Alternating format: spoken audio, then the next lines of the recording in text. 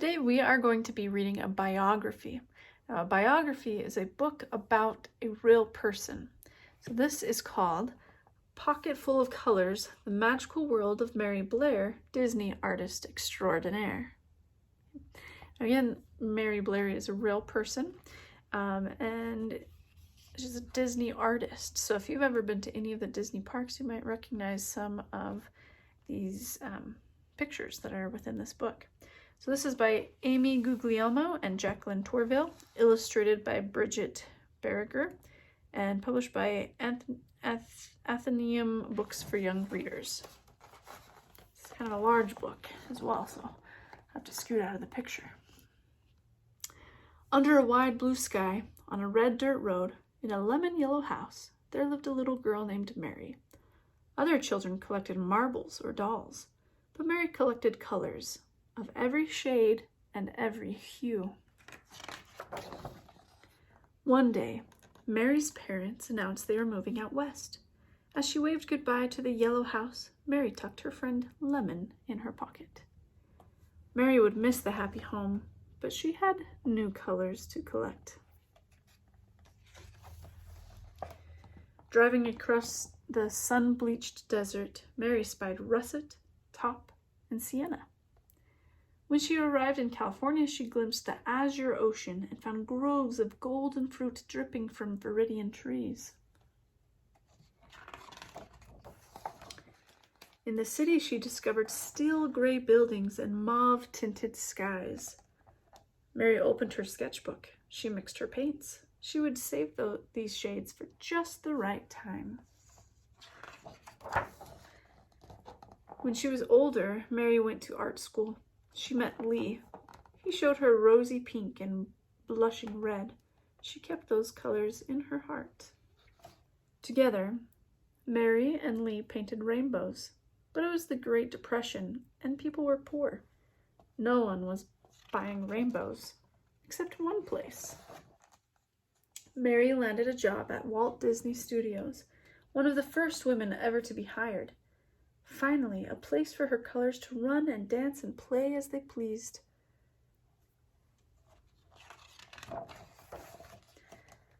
But on her first day of work, the men in charge didn't want to talk about cerulean or celadon or cerise.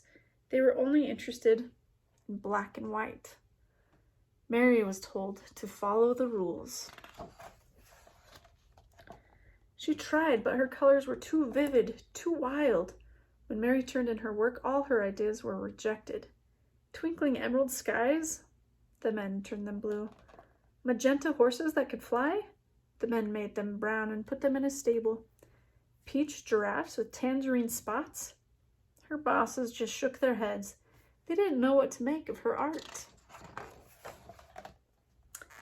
But Walt, the man who owned the company, did. He loved her colors so much. He asked Mary to join him on a trip to South America to meet some new ones. Mary delighted in the colors of Brazil, Argentina, and Peru. She worked hard to capture the vibrant scenery. When it was time to go home, Mary's bags burst with fuchsia, teal, aquamarine, indigo, lime green, and banana yellow. After Mary returned to Disney, her concept art for the studio's upcoming films grew even more adventurous as she drew upon the eye-popping shades she'd observed in South America. Cinderella needed a teal pumpkin coach.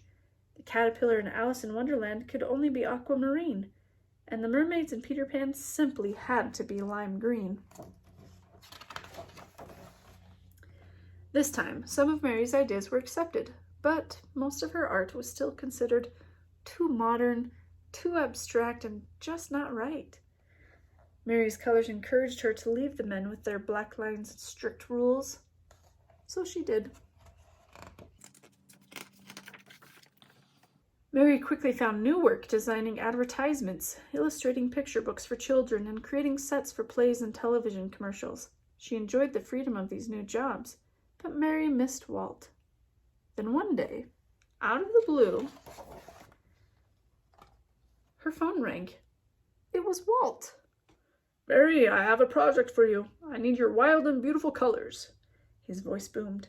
Walt explained his idea to build a magical ride that would teach people about cultures from around the world. The ride had to be full of color, which meant there was only one person for the job. Mary, you know about colors I've never even heard of before. Mary smiled, and then she frowned as she remembered the rules and the lines and the men in charge who didn't understand her colors or her style of art. There was only one way to answer. Yes, said Mary. But her yes came with a condition. This time Mary wanted to be the one in charge.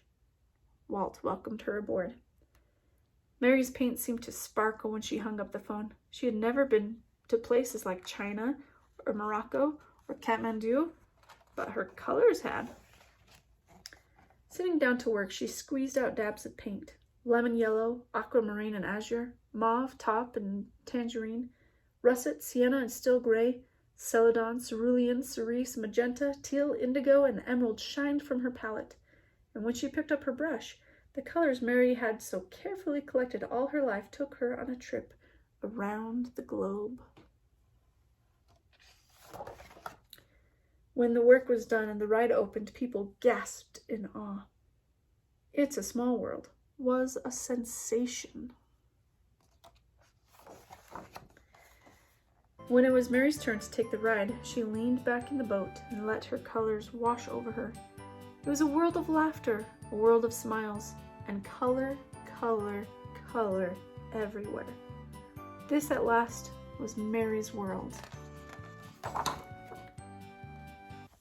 The end. Isn't that great? How many of you have been on the ride It's a Small World? I have. I enjoy it. There's a lot of information, extra information in the back with an author's note. So I'm going to read this section now. Okay. So the author says, looking back, we're pretty sure it was during a conversation about It's a Small World when we realized our mutual admiration for the art and designs of Mary Blair. While her whimsically colorful style, found everywhere from classic Disney films to Little Golden Books, is easy to recognize, not many people recognize her name. And even fewer know about Mary Blair's determination to use her visionary talent to the fullest. When Mary began working for Walt Disney Studios in 1940, her job was to create preliminary sketches to guide the look and feel of the studio's animated films. Her sketches were handed off to the 9 Old Men, the nickname for Disney's core group of supervising animators, who created some of Disney's first major works, including Snow White, and pioneered many of the rules and guiding principles of animation that are still in use today. Mary drafted sketches for Dumbo, an early version of The Lady and the Tramp, and a sequel to Fantasia that was never produced. Her supervisors rejected virtually all of her colorful and modern designs. After one frustrating year on the job, Mary quit. However, in the brief time she was there, Mary made a true friend at Disney Studios, Walt Disney himself. Now, Walt was so impressed with her colorful style that he invited Mary to join El Grupo, the select group of Disney illustrators who toured and sketched in South America in 1941 as part of a U.S. Goodwill tour. Mary rejoined Disney Studios as an art director upon her return from the tour. She worked on The Three Caballeros, a film inspired by the animator's trip. This time, Mary's concept sketches, a playful little train chugging its way through a vibrantly shaded jungle, made it onto the big screen. Heartened by this success, Mary continued on, and although a handful of her breathtaking designs were incorporated into classic films like Cinderella, Alice in Wonderland, and Peter Pan, once again, most of Mary's ideas were considered too abstract and even too colorful. When Mary decided to leave Disney Studios again in 1953, she had little trouble finding more work. Moving to New York, Mary became an in-demand commercial artist, Broadway set designer, and picture book illustrator. Her Little Golden Book, I Can Fly, by Ruth Krauss, is still in print today. Mary had become a very busy artist, but when Walt called her up to design that special ride for the 1964 World's Fair, she couldn't refuse his incredible offer. Finally free to create the art she wanted, Mary's palette overflowed.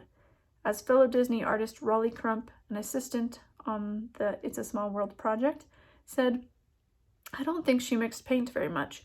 She used all and every color. That's the thing I learned from her. Don't be afraid of color.